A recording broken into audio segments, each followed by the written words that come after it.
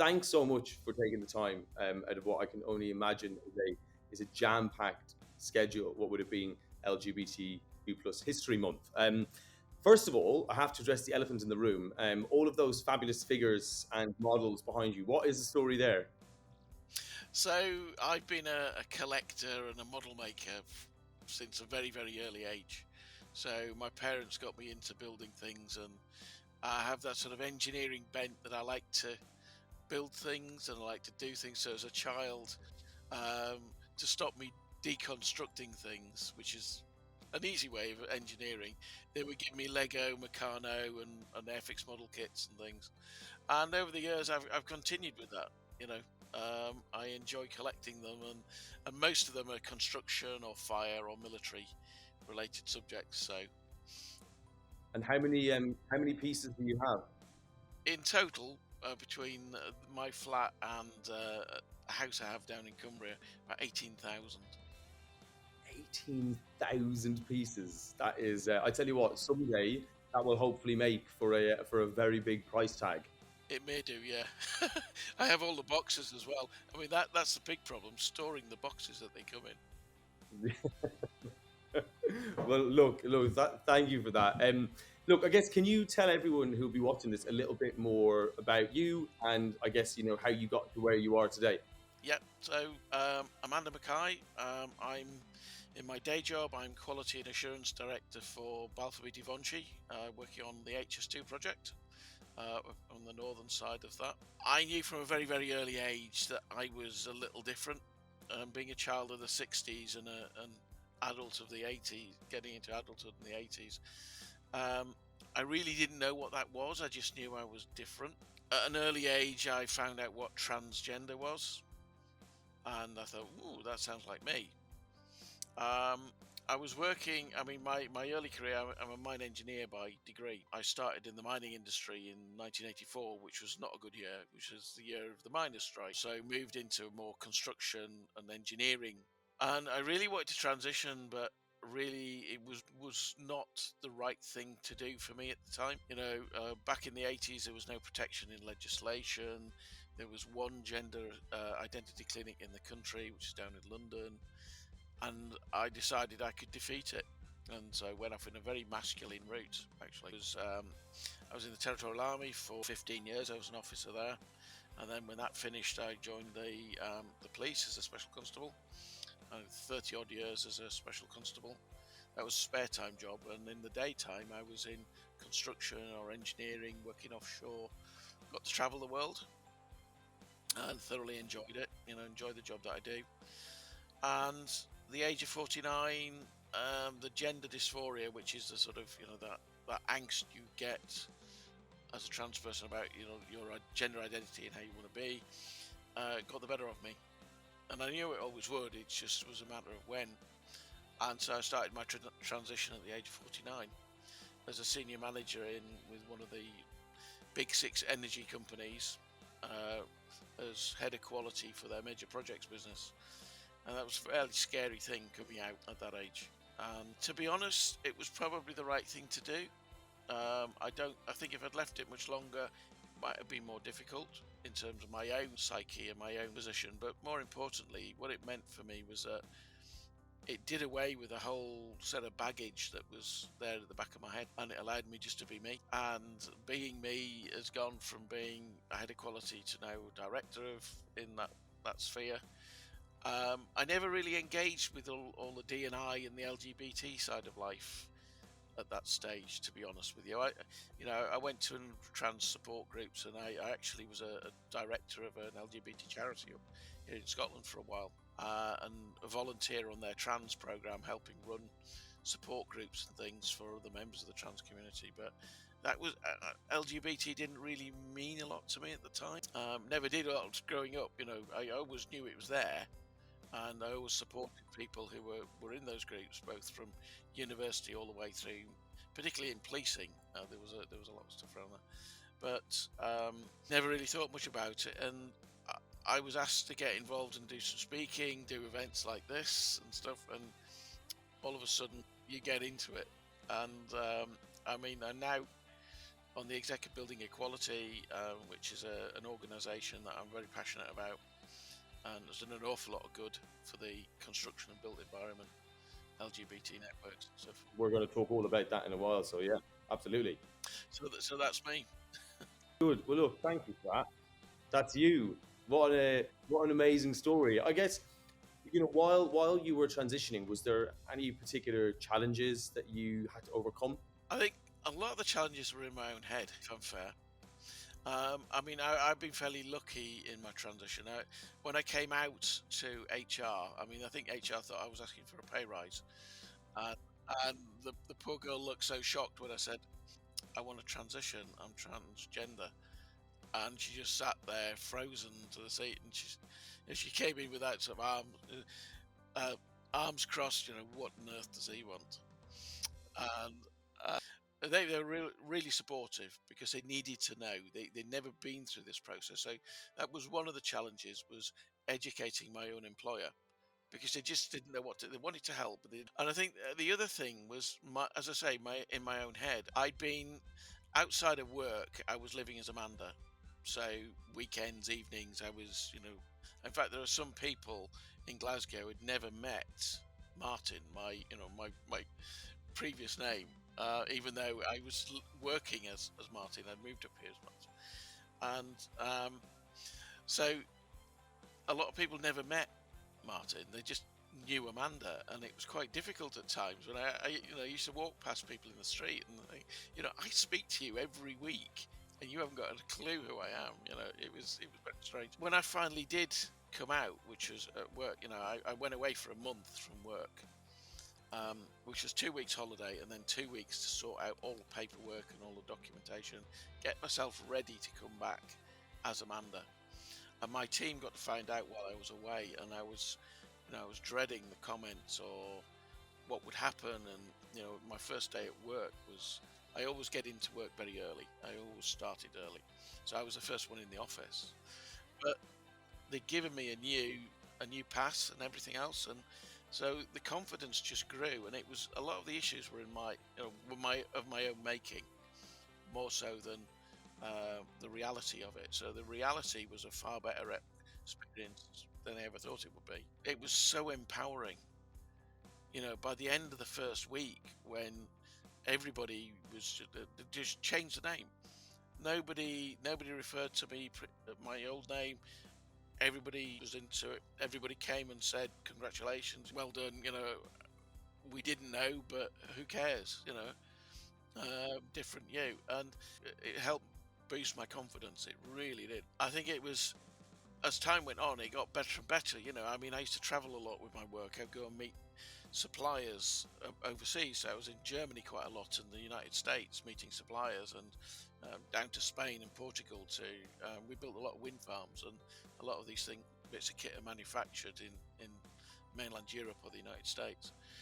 And it was so empowering just to be treated as normal. People who'd known me both sides of the fence, and to have both parents and friends and other people. I've not had, I mean, I know of a lot of people who have had bad experiences. I count myself very lucky that I've not had one. I'm fairly thick-skinned, having spent 30 years as a copper. So, I'm used to being insulted, having things thrown at me and all sorts of things. So I can deal with that. But I've never really had to resort to anything.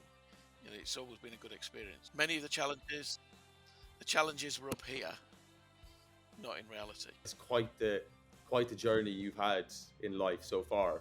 I get, as you said, you served in the Territorial Army. You were out from what I understand, out in Iraq. You were in Northern Ireland.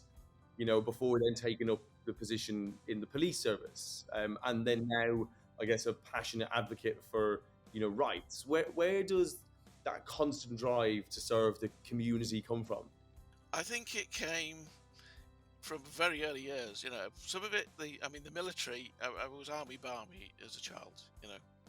I think my parents would describe me as that. Although I was in the air training course, I was an air cadet. So RAF, which didn't sit well with my army colleagues when I joined. It was just about, the TA was about me and being in the army. I wanted to join the regular army, but I realised a long time ago the regular army was about 10% of interesting stuff and 90% of boring stuff. And the TA was 90% of interesting stuff and 10% of boring stuff. So you got the good bits, but you didn't have to do all the other. And from there, just got used to volunteering. It was just a way of life. It was just so different from work or school or college. And the police aspect was, after the Cold War ended and budgets changed, the units that I was with kept disbanding, and I kept moving to a new unit, and it kept disbanding and changing. I thought, now's time for a change, and I joined North Yorkshire Police as a special, and I really got into it because it was real. It was happening every day. I had 2 weekends of training and thrown out on the streets of Northallerton to deal with drunks and domestics and lost children and all sorts, and I just got into it. I just really enjoyed it, and that sense of pride of being able to help other people and protect your community is phenomenal. And I think when I transitioned, I changed that energy into helping a wider community, so the LGBT community, particularly trans community, and it just felt natural to go, and I was in a position where I could help others. Why shouldn't I? So it's sort of sense of duty, I suppose, if nothing else. Yeah, I guess you speak about helping others, and I think you are quite the decorated executive. I guess looking at your credentials, featuring in the Financial Times, 100 outstanding executives, amongst a catalogue of other things. There's a lot of business leaders out there at the moment who are struggling with diversity and inclusion, and I guess how to get it right. What advice would you give to those people and to those business leaders? I think the first thing for me is you've got to engage with that community who you're trying to help, so your employees, and find out what they want, find out what it's like. I mean, we run reverse mentoring within Balfour Beatty, where a member from a diverse community mentors a senior leader, and having that empathy gives them a great deal of understanding as to what it's like to be, let's say, a young lesbian joining the construction industry. They just have no empathy for that. They have no understanding of what it's like for that, or for a young person of colour coming into the sector. And we found that to be really powerful because it's given people that understanding of what it's like. The other aspect as well, it's about doing the right thing. You can run lots of initiatives, you can have lots of affinity networks in a company, but are they really necessary? It's about understanding what, as an organization, that your policies, your processes, and your culture is doing the right thing. It's open and acceptable to everybody. So again, Balfour Beatty did a lot of good work around the culture piece, and they said, well, why aren't these people from diverse backgrounds coming and joining us? I said, well, you just got to look at the adverts. It's a middle-aged white male with a hard hat on and a yellow jacket. And what message does that send to young women, to members of the LGBT community, to people of colour? What message does that send? It sends the wrong message. So you've got to change the message that you send to the world that says, actually, we want everybody. It's about talent here. It's about bringing in the best people for the job, regardless of who they are. That works a lot better. It's about making your offering acceptable to everybody and marketing it. No, of course. I think that the word discrimination, in that sense, gets thrown around quite a lot, and rightly so in many cases. It would be interesting to know from your point of view, what does discrimination mean to you? For me, it's about being excluded from something. It's about not being able to have the same opportunity as somebody else of a similar capability. And if we look beyond, if we were all born exactly the same, we were just one of these, faceless, nameless, featureless drones, and we were all the same, then we should all, in theory, have the same opportunity. And discrimination comes from many reasons, be it culture, be it people's background, be it learnt culture, because a lot of discrimination is learnt. It comes from the background that we come from. And for me, it's that element of exclusion. And I have worked in organisations where people were actively discriminated. against because somebody felt threatened by that, or somebody just didn't like that person, or they had a cultural difference which meant that they were never going to get on with somebody who was either LGBT or a person of colour or women in the workplace.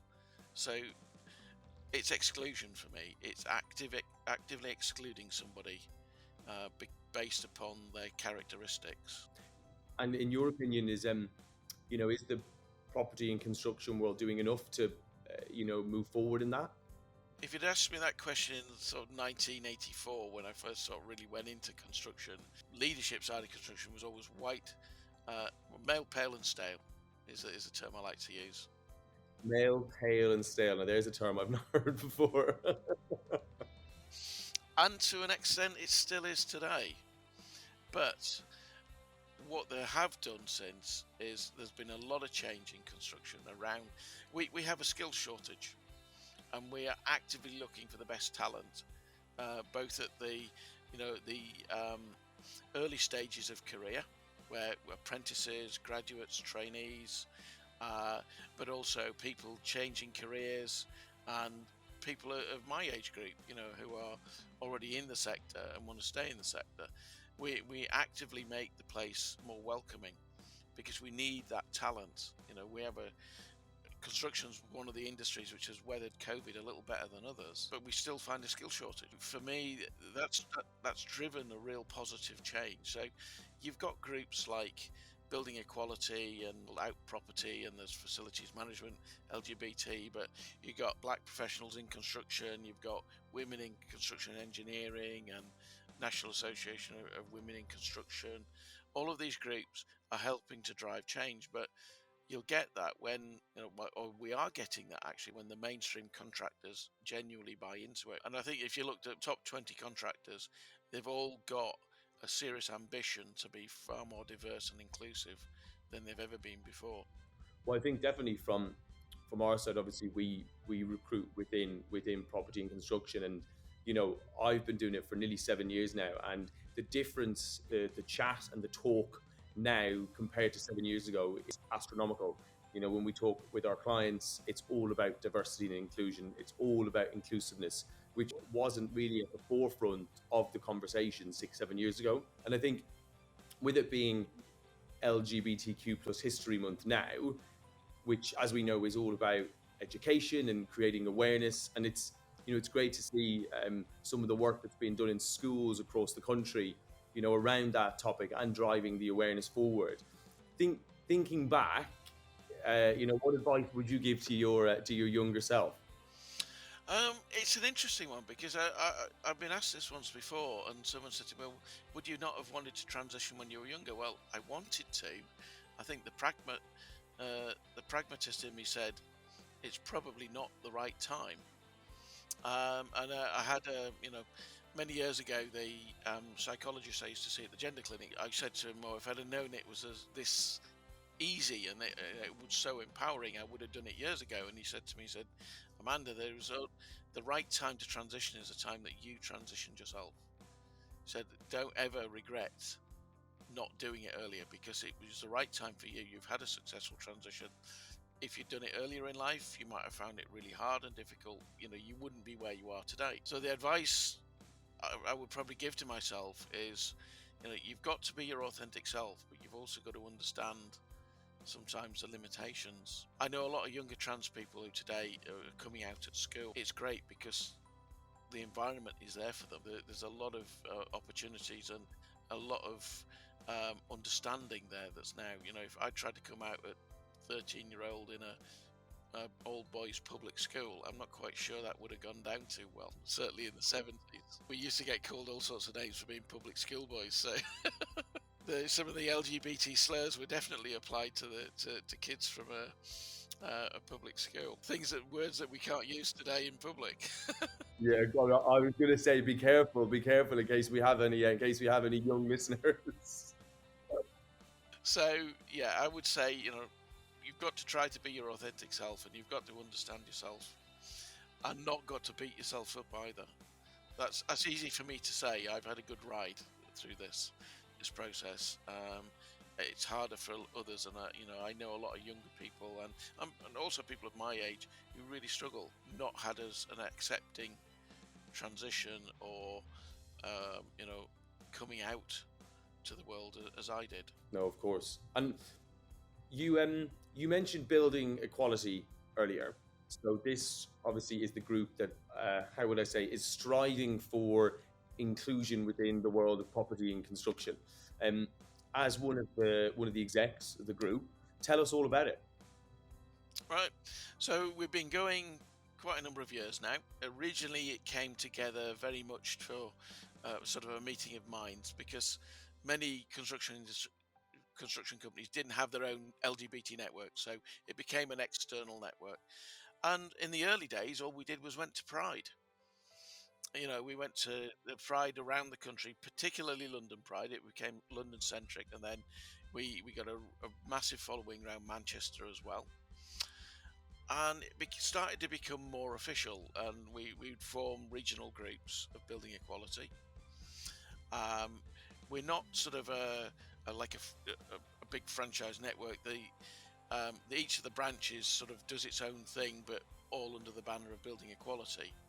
So prior to COVID, we were running lots of sort of evening sessions and seminars and opportunities for social meets and things like that. Now it's COVID, we're doing a lot more education, so we'll be running 3 or 4 webinars from allyship to coming out and what is LGBT History Month, that sort of thing. So we're about education, we're about being able to support others in the construction sector. We're about also the social side as well. And we've done a lot of education. We've raised funds for LGBT charities. We've supported particular groups within the industry. When we finally get back to proper Pride events, you'll see our rainbow JCB, all decked out in rainbow colours at Pride. It's a big feature of Pride. It's something so different. And we're there to educate. We're there to support. Does the JCB travel around to the different prides? It does. We've been really well supported by a company called Flannery Plant, who provided the JCB originally and put it into the rainbow colours. And as building equality grew and picked up pace, they moved it around the country and provided it was a driver. And apparently the guy that was driving it loves it. He thinks it's fantastic because we paid to put him up in a hotel the night before the Pride. We fit it with a generator and the biggest set of speakers you've ever seen in your life. And away it goes, and it's a really good experience, not just for him, but it's great to see it. It's a great symbol of the industry. Everybody's seen a JCB, but they've not always seen a JCB decked out in rainbow colours. Yeah, I can say I've certainly never seen one. There's some photographs circulating around because somebody said, oh, it's just a showpiece. Well, actually, it does get dirty because they hire it out. You can't have one of these things sat around all day. So it does get hired out. We've been lucky in that we have no money as an organisation. We rely on everybody else giving us things, and we're good at begging, borrowing, and occasionally stealing to get what we need. And we are, I sit on the exec, and we don't control the other branches. We coordinate, and we help set up the campaigns and the structure of things, and pull it all together. We're all voted on, which is good. So we're all democratically elected into this, and we'll be looking for some new execs actually in the next year or so. So we're all due to step down after our term in office. What can people or companies at the same time do to get involved and to help spread awareness?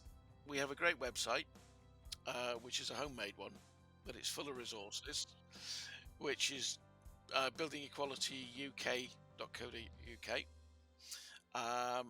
We have lots of resources on there that people can use, free resources, so there's no copyright on these things. We just like people to say where they got it from. So posters, toolbox talks, which are great within the industry. In fact, today we launch our Allies Toolbox Talk. So we've run a previous one which was about LGBT in construction and awareness raising. Today's one which we're launching is how to be a good ally. and that will be available on our website for other people to use and share. We have free posters which you can download and help to share awareness. But the other aspect is getting in touch with us, and if you want to work with a branch, or you want to work with individuals, or individuals want to create a new branch, because that's how we've grown organically. Somebody said, well, I'd like to build a branch in Newcastle, so we said, go ahead, we can give you some support, we can give you some help to do that. And we now have branches dotted all around the country, and it's about people just getting in touch, and we will signpost them to the right people. I'm sure we're going to have one hell of a party when COVID actually finally allows us all to meet. I was going to actually say, what is the first thing you're going to do the minute this all ends? Probably travel up to the far north of Scotland, actually, because I love the Northern Highlands, and get up there before everybody else does. Oh, I was going to say, I think this year's Pride, or perhaps next year's one, was definitely going to be the biggest one that we've ever seen.